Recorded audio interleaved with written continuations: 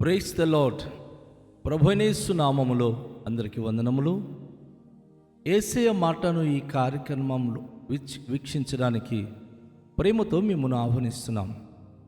ఈ దినము అపోస్తలుడైన పౌలు రోమీలకు రాసిన పత్రిక 9వ అధ్యాయము 6వ వచనం నుండి 13 వచనాల వరకు ధ్యానించుకుందాం. అయితే దేవుని మాట తప్పిపోయినట్టు కాదు, ఇశ్రాయేలు సంబంధులందరూ ఇశ్రాయేలీయులు కారు. అబ్రహాము సంతానమైన మాత్రాన చేత అందరూ పిల్లలు కారు, కానీ ఇస్సాకు వలనైనది నీ సంతానము అనబడును. అనగా శరీర సంబంధులైన పిల్లలు దేవుని పిల్లలు కారు, కానీ వాగ్దాన సంబంధులైన పిల్లలు సంతానమని ఎంచబడుదురు. వాగ్దాన రూపమైన వాక్యం మీదటికి ఈ సమయమునకు వచ్చేదను.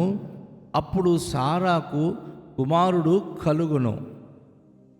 అంతేకాదు, రెబెక మన తండ్రి అయిన ఇస్సాకు అను ఒకని వలన గర్భవతి అయినప్పుడు ఏర్పాటును అనుసరించి దేవుని సంకల్పము క్రియల మూలంగా కాక పిలుచువాని మూలముగానే నిలకడగా ఉండు నిమిత్తము పిల్లలింకా పుట్టి మేలైనను కీడైనను చెయ్యక ముందే పెద్దవాడు చిన్నవానికి దాసుడగును అని ఆమెతో చెప్పబడెను. ఇందును గూర్చి నేను యాకోబును ప్రేమించి తిని ఏశావును ద్వేషించి తిని అని వ్రాయబడి ఉన్నది. ప్రభునందు ప్రియమైన వాళ్ళ ఇశ్రాయేలు గురించి అపోస్తలుడైన పౌలు ఒక ప్రత్యేకమైనటువంటి వివరణ ఇస్తున్నాడు. ఎందుకంటే ఇశ్రాయేలుకి దేవుడు మా దేవుడు అంటున్నారే కానీ దేవుని ఎందుకు విశ్వసించట్లేదు. సత్యమైన దేవుని గురించి మాట్లాడిన వారికి వారు చాలా విరుద్ధులుగా ఉన్నారు. దేవుని యొక్క వాక్యము చెప్పి ప్రభువైన యేసుక్రీస్తే రానైనటువంటి రక్షకుడని నొక్కి చెప్పినటువంటి అపోస్తలుడు పౌలును వారు భయంకరంగా హింసించి బాధించారు. కనుక అపోస్తలుడైన పౌలు ఇక్కడ ఇశ్రాయేలుకి అన్ని ఆధిక్యత దేవుడు ఇచ్చినప్పుడు కూడాను వారు దేవుని యొక్క వాగ్దానాలను నమ్మలేకపోయారు. దేవుని విషయంలో వారు తప్పు చేశారు.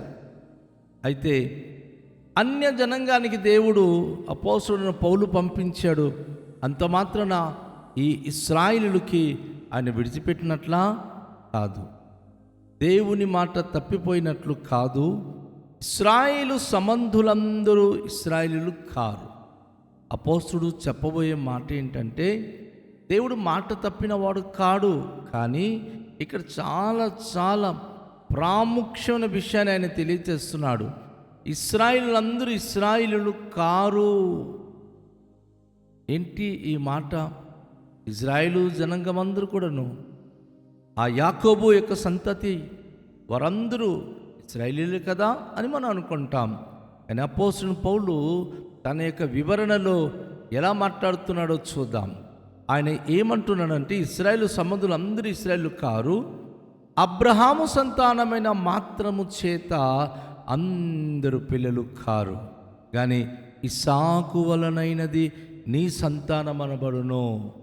అబ్రహాము తను వివాహము చేసుకున్నది సారమ్మను. సార వలన తనకు కుమారుని ఇస్తానని దేవుడు వాగ్దానం చేశాడు. లెక్కింప సక్షము కాని ఇసుక రేణులంతా ఆకాశ మండలంలో కనిపిస్తున్న నక్షత్రాల కంటే ఎక్కువ ఇశ్రాయేలీయులు అనగా దేవుని ప్రజలు అబ్రహాము పిల్లలు పుడతారని ఆయన తెలియచేశారు. అయితే త్వరపడి ఆయన ఏం చేశారు? తన దాసి అయినటువంటి హాగారును ఆయన ఊడినప్పుడు వారికి ఒక కుమారుడు పుట్టాడు, ఆయన ఇస్మాయిల్.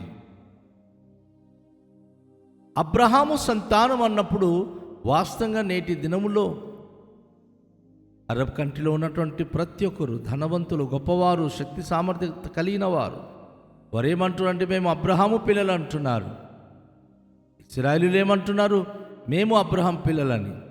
ఇప్పుడు మనం ఇస్లామిక్ కాదు, ఇశ్రాయేలీయులం కాదు. మనం ఏమంటాం? ఈరోజు ప్రపంచంలో ఉన్న సకల ప్రజలు ఎంతమంది విశ్వసించారో అబ్రహాముకు మన సంతానం. ఎందుకు? అబ్రహాము ఒక అన్యుడిగా ఉన్నప్పుడు ఆయన నమ్మాడు, అది నీతిగా ఎంచబడింది.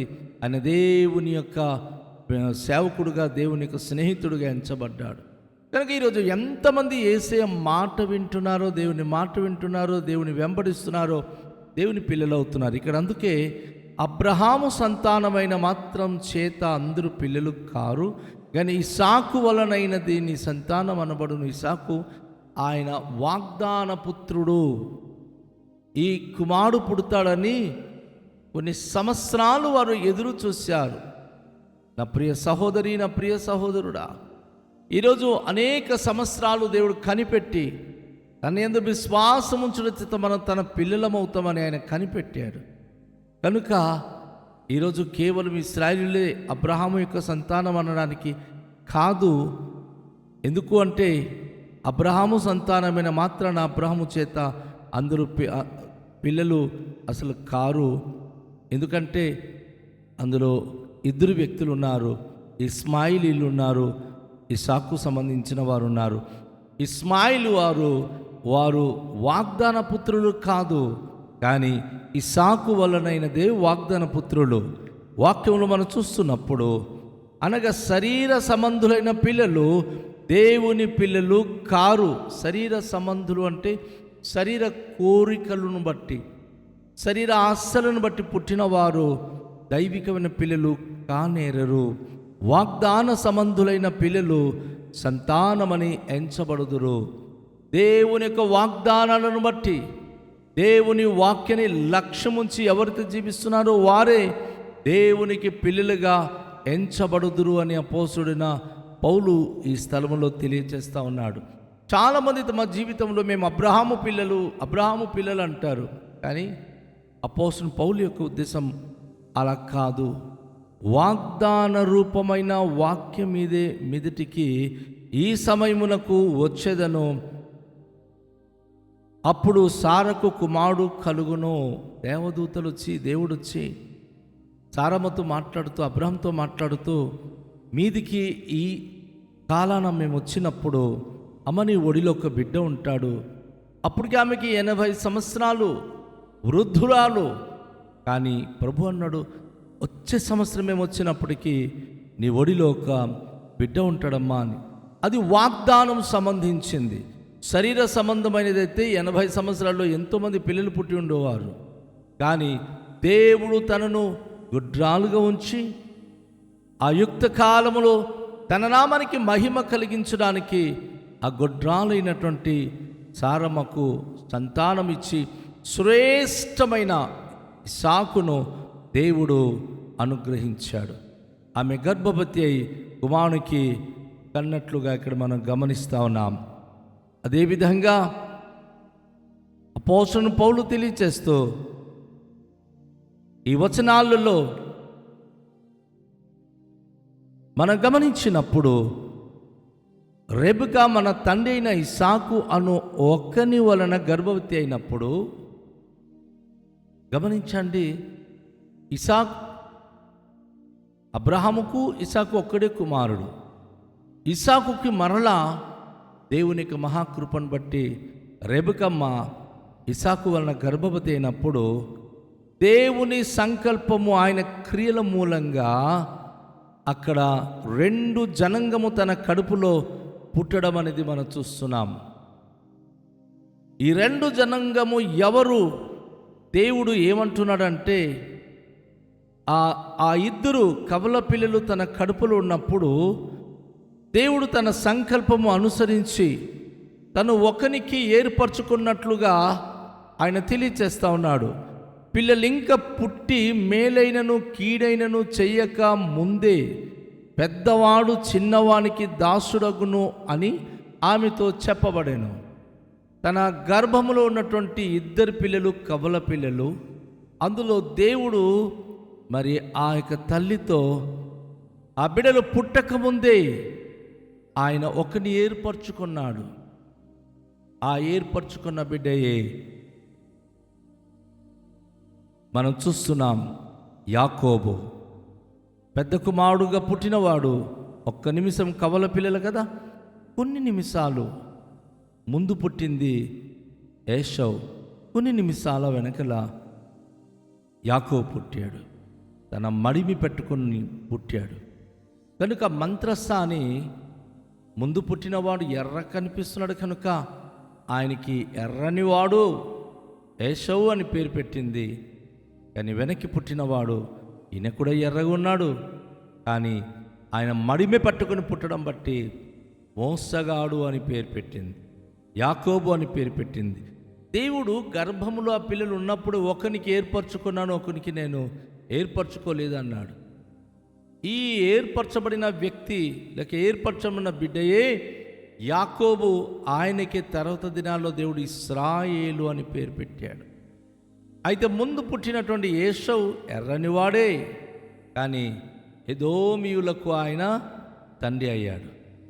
ఎదోమీయులు ఎంతమంది అయితే ఏషవు ద్వారా సంతానం కలిగారు, వారందరూ ఒక జనాంగంగా అభివృద్ధి పొందారు. అయితే ఆ జనాంగము దేవునికి ఇష్టమైన ప్రజలుగా ఉండలేకపోయారు.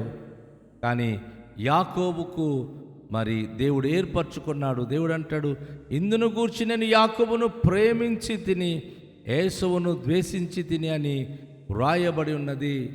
ఏసవును ఆయన ద్వేషించడం ఏమిటి?